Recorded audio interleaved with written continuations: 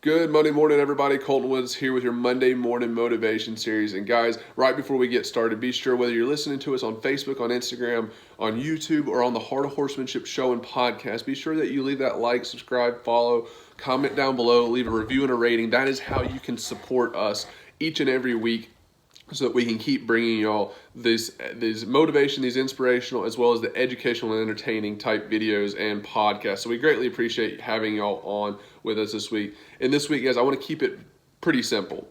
I think sometimes the most simple things can be some of the most profound, and they can be the most effective, because at the end of the day, we don't want to go and implement a bunch of confusing contradictions into our lives, but rather be able to have a straightforward, simple plan that can be effective and change the way that we live our lives every single day. And that can come simply from just being grateful. Spending each morning, whether it's in a journal or if you go for a walk in the mornings, or maybe you just sit up in bed and you sit there for a few minutes and you take the next 3 to 5 minutes and you think about the things that you are grateful for, the things in your life that make an ultimate difference. They can be people, that can be things, that can be experiences. And even in times like now, you can think about the challenging times, because we know that all of us have been faced with challenges mentally, physically, emotionally, and spiritually. And we can take these challenging times and we can look at and we can take that perspective. And as we know, because our thoughts become our feelings and our feelings become our reality, we can take our thoughts about these challenging times, which would result in our feelings about these challenging times, and make sure that we have a healthy perspective.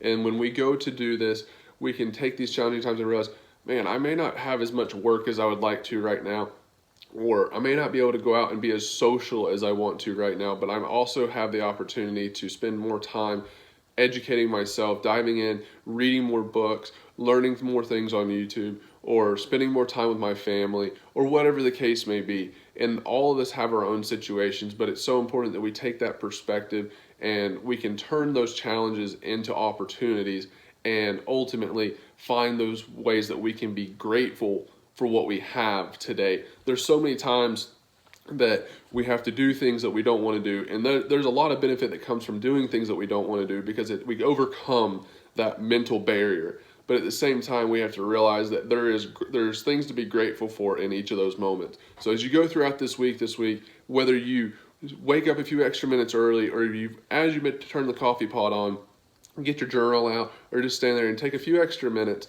and think of the next 3 to 5 things that you're grateful for each day. Make sure each day that there's something different.